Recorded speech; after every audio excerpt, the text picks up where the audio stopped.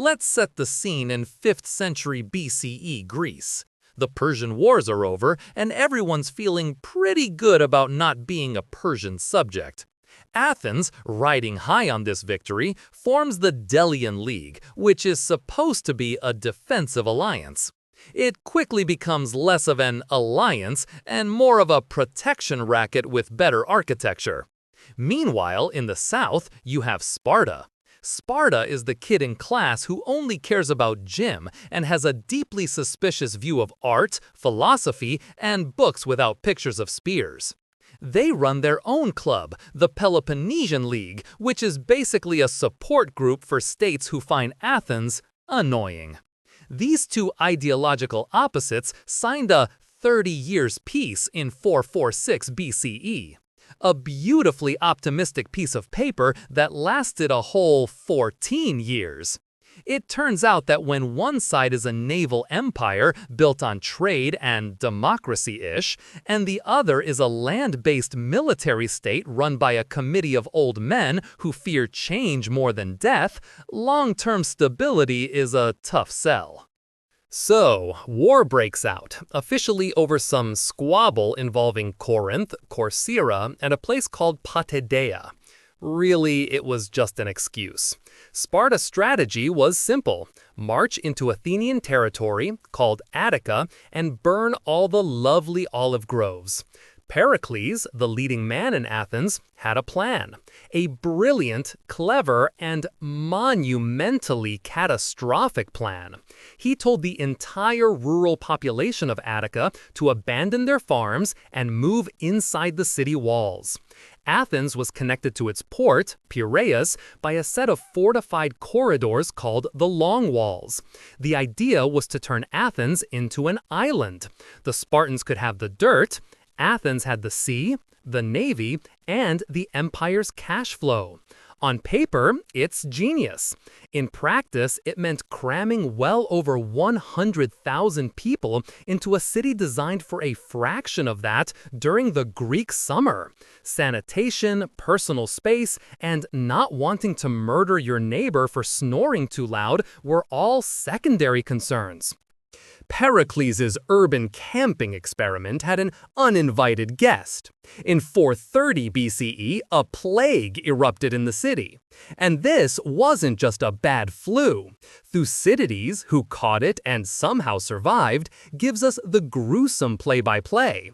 People developed burning fevers, horrific thirst, and internal ulcerations. They would throw themselves into cisterns for a moment's relief, only to die in the water. It was probably typhoid fever, but for the Athenians, it was the wrath of the gods. And it was horrifically effective. It killed maybe a quarter of the population, including Pericles himself in 429 BCE. The social fabric just dissolved. Thucydides notes that men, seeing the sudden change of fortune, now dared to do openly what they had before concealed. People stopped caring about laws, religion, or honor because why bother planning for a future you're not gonna see? The Spartans, seeing the smoke from the funeral pyres, wisely decided to pack up and go home. Apparently, even they had their limits. With Pericles gone, Athenian politics entered its hold-my-beer phase. Leadership fell to men like Cleon. Cleon wasn't an aristocrat. He was a tanner, a businessman. He was loud, aggressive, and he knew how to work a crowd. He represents the rise of the demagogue, the leader who appeals to popular desires and prejudices rather than rational argument. Sound familiar? On the Spartan side, you had Brasidas, who broke the mold. He was a Spartan general who could actually string a coherent sentence together and persuade people instead of just stabbing them. These two became the faces of the war's second act. In 425 BCE, Athens managed an incredible victory at Pylos, capturing 120 elite Spartan soldiers. This was unheard of. Spartans were supposed to die, not surrender. It was a massive propaganda win for Cleon. Brasidas, in response, marched his army all the way north to Thrace and started flipping Athenian allies. The whole thing came to a head at the Battle of Amphipolis in 422 BCE, where, in a moment of beautiful tragic irony, both Cleon and Brasidas were killed. With the two main hawks dead, Athens and Sparta signed the Peace of Nicias. It lasted 6 years, which is to say, it didn't. Then came the single worst idea in Athenian history, the Sicilian expedition. A city-state called Segesta on the island of Sicily asked for help against its rival, Selinus. This had absolutely nothing with Sparta, but Alcibiades saw an opportunity. Alcibiades was a young, handsome, rich, brilliant, and deeply chaotic aristocrat. He sold the Athenian assembly on a vision of conquering Sicily, then Carthage, then all of Italy. It was a get-rich-quick scheme on a geopolitical scale. The city mounted the largest naval expedition in Greek history. Over 130 triremes, thousands of soldiers, a fortune in silver. It was a magnificent spectacle of impending doom. Right before they sailed, someone went around Athens mutilating the Hermae, religious statues that were supposed to bring good luck. A fantastic omen. Alcibiades was the prime suspect, and just as the fleet reached Sicily, he was recalled for trial. So he did the only logical thing: he defected to Sparta. Alcibiades, now working for the enemy, gave Sparta 2 golden pieces of advice. First, sent a top-tier Spartan general to Syracuse to organize the defense. They sent Gylippus. Second, fortify a town in Attica called Decelia. This allowed Sparta to raid Athenian territory year-round, not just in summer. Back in Sicily, the Athenian campaign, now led by the cautious and chronically ill Nicias, bogged down into a miserable siege. They were so close to winning, but Gylippus arrived and turned the tide completely. Athens sent a second entire fleet as reinforcements, which also failed. The situation became hopeless. The Athenians decided to retreat by land. But on the eve of their departure, August 27, 413 BCE, there was a lunar eclipse. Nicias, a deeply superstitious man, consulted his soothsayers. They advised waiting thrice 9 days. That 27-day delay was a death sentence. It gave the Syracusans time to completely block the harbor and organize their pursuit, all because of bad astrology. The final naval battle was a disaster. The Athenians, trapped and demoralized, were completely defeated. Their last hope was a desperate retreat over land.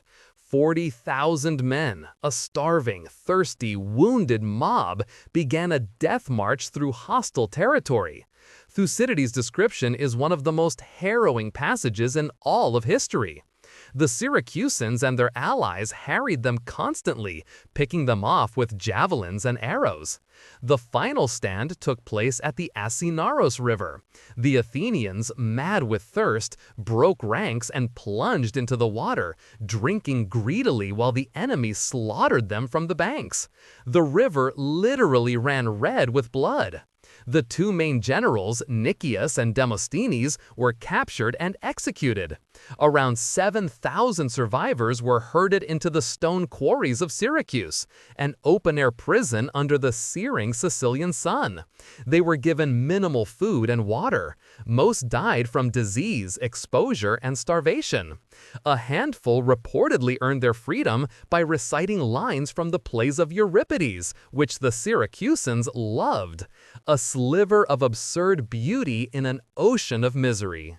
The news from Sicily hit Athens like a thunderclap.